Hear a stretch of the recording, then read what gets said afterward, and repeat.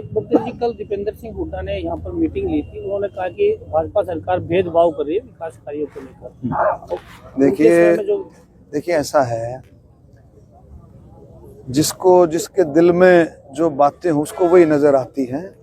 Bharatiya Janata party ने कोई भेदभाव नहीं किया। भेदभाव की बात पिछले लोगों में होगी। भारतीय जनता पार्टी सबका साथ, सबका विकास का पहिया हमेशा चलता रहता है। उसकी गति कई बार ज्यादा बढ़ जाती है, कई बार और ज्यादा बढ़ जाती है। ये पहिया चलता रहता है।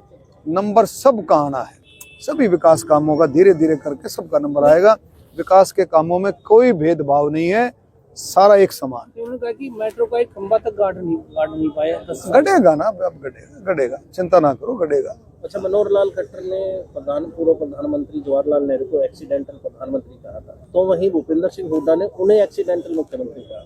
देखिए ऐसा है, कहने को तो कुछ कह लोग भाई, लेकिन बनने के बाद, माननीय मुख्यमंत्री मनोहर लाल जी ने बनने के बाद जो परंपराएं सेट की, जो हरियाणा के अंदर सेट किया, आज उसी का नतीजा है जो तीसरी बार भारतीय जनता पार्टी की सरकार बनी। मैं आपको उदाहरण भी दे सकता हूँ। जैसे नौकरियों में जो ट्रांसपेरेंसी उसको किसने शुरू किया? मनोहर लाल जी ने शुरू किया। पर्ची खर्ची सिस्टम को हटा करके नौकरियों में पारदर्शिता मनोहर लाल जी ने शुरू की। आज उसका बहुत बड़े रिजल्ट आए हैं उसके। अब आज मैं कई गांवों में होकर आया हूँ। अभी फरमाना गांव में कह रहे थे, बोला जी गांव वाले जो कभी एक समय में कांग्रेस का गांव होता था और अब भारतीय जनता पार्टी के को फॉलो कर रहा है गांव, वो कहते हैं कि जी हमारे गांव में इस लिस्ट में 12 नौकरियां लगी। 12 नौकरियां लगने में सारा गांव राजी है कि वो 12 किसकी लगी? अपनी मेहनत से लगी। और यही 12 नौकरियां खर्ची पर्ची से लगती तो सारा गांव उस पार्टी से नाराज होता है ना नतीजा। तो इसका बहुत बड़ा इफेक्ट, मनोहर लाल जी की जो नीति का बहुत बड़ा इफेक्ट इस पर आया। तो भाई मनोहर लाल जी को एक्सीडेंटल मुख्यमंत्री कहना बिल्कुल सरासर गलत है। उन्होंने अपनी मेहनत से, अपने दिमाग से पार्टी के लिए, हरियाणा के लिए खूब काम किया। दिल्ली में जिस तरह से चुनाव चल रहे हैं, क्या लगता है आपको कि किस तरफ जाएगा? देखिए कल परसों भी आपने पूछा था भाई, ये कति गांठ बांध लो, अब की बार दिल्ली में भारतीय जनता पार्टी की सरकार बनेगी। उसके कारण हैं एक तो केजरीवाल का झूठ जनता ने पकड़ लिया। जनता जब झूठ पकड़ती है तो फिर उसका रिजल्ट दूसरी तरह के होते हैं। जैसे हरियाणा में कांग्रेस का झूठ लोगों ने पकड़ लिया था, आपने रिजल्ट देख लिया। अब केजरीवाल का झूठ दिल्ली की जनता ने पकड़ लिया है। दूसरा, आम जनता के लिए जो योजनाएं हैं, आम जनता के लिए सरकार की, राज्य सरकार की जो योजना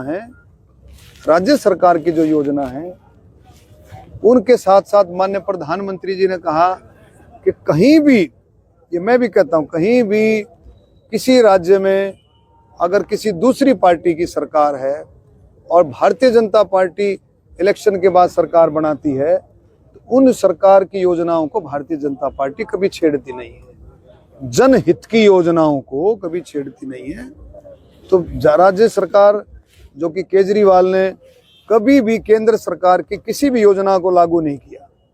अब लोगों के समझ में आ गया है कि भारतीय जनता पार्टी की सरकार आने पर दोनों योजनाएं, राज्य सरकार की फिर केंद्र सरकार की, दोनों योजनाओं का लाभ मिलेगा, जो कि लाभ इतना भरपूर होगा कि लोगों को समझ में आया। क्योंकि केंद्र सरकार की जितनी योजनाएं हैं, अब जैसे आयुष्मान योजना है 5 लाख रुपए की, मोदी जी ने एक और ऐड किया, 70 साल से ऊपर जो भी होगा उसको 5 लाख रुपए का आयुष्मान योजना मिलेगी। तो ये लाभ महिलाओं के लिए, बुजुर्गों के लिए, नौजवानों के लिए, खिलाड़ियों के लिए, किसानों के लिए, हर तबके के लिए, SC, BC, OBC, कर्मचारी, व्यापारी, सब के लिए ऐसी योजनाएं हैं जो केजरीवाल ने, दिल्ली सरकार ने कभी लागू नहीं की। अब भारतीय जनता पार्टी की सरकार आने पर वो सारी योजनाओं का लाभ है। लोगों की समझ में आया।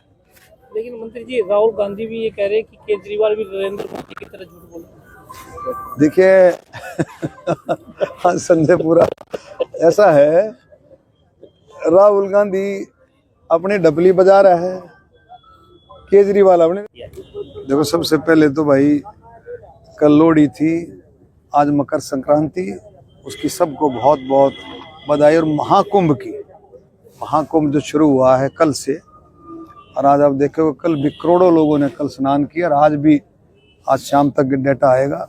सबको बहुत बहुत बधाई, शुभकामनाएं। और अब कल का जो प्रोग्राम है, हमारे परम आदरणीय स्वतंत्रता सेनानी जिन्होंने पूरा जीवन देश के लिए लगा दिया, हमारे परम पूजनीय श्री पंडित श्रीराम शर्मा जी, उनकी जो है मूर्ति का अनावरण, आदमकद मूर्ति का अनावरण है। और कल जो है इसका पार्क का नाम भी पंडित श्रीराम शर्मा जी के नाम से जो है पार्क का नाम रखा है, उड़ा सिटी पार्क का नाम। और वहीं पर भारी पार्क के भारी उनकी आदमकद जो है प्रतिमा का अनावरण माननीय मुख्यमंत्री हमारे बहुत ही सबके प्यारे हमारे नायब सैनी जी कल उसका अनावरण करेंगे। और इतना जोश जो है लोगों में, आप देख लो, मैं दूसरी बार इसका जायजा लेने के लिए आया हूँ, इंतजाम देखने के लिए।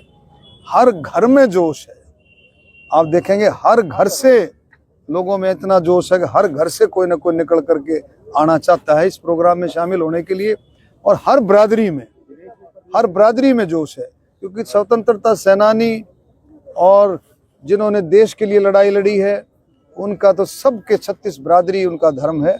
और सब के सब जो लोग जो है मिलजुल करके इस प्रोग्राम को कामयाब करेंगे। माननीय मुख्यमंत्री जी को सुनेंगे, जो प्रधानमंत्री जी की, माननीय मुख्यमंत्री नायब सैनी जी की, हरियाणा सरकार की जितनी योजनाएं हैं उन पर भी चर्चा हो। कुंभ की बात की आपने, प्रधानमंत्री ने आज गंगा में डुबकी लगाई है, और क्या लगता है कि पहले भी 7 फरवरी को हरियाणा सरकार पूरा कैबिनेट 7 फरवरी को पूरा कैबिनेट कुंभ के लिए गया, मुख्यमंत्री जी का बयान। हाँ, तो देखो तो सभी तो कैबिनेट तो चलो परमपिता परमात्मा का आशीर्वाद है, लेकिन सब लोग इसमें, हर भारतीय, हर हरियाणा वासी चाहता है कि भाई मैं कुंभ के दर्शन करूं, महाकुंभ के, और वहाँ डुबकी लगाऊं, तीनों माँओं के दर्शन करूं, माँ सरस्वती, माँ गंगा, माँ यमुना, तीनों के दर्शन करके वहाँ कुंभ में डुबकी लगाऊं। हर एक भारतीय का ये सपना रहता है, हर एक भारतीय का इरादा रहता है। नहीं, प्रधानमंत्री ने जैसे डुबकी लगाई है, क्या सनातन धर्म को कुछ इस तरह से ये हमारा देखो ऐसा है, देखो इसको हमें किसी सिस्टम से, किसी उससे नहीं जोड़ना, ये परंपरा है, हमारे देश की परंपरा, हजारों साल से परंपरा है, ये परंपरा चलती आ रही है।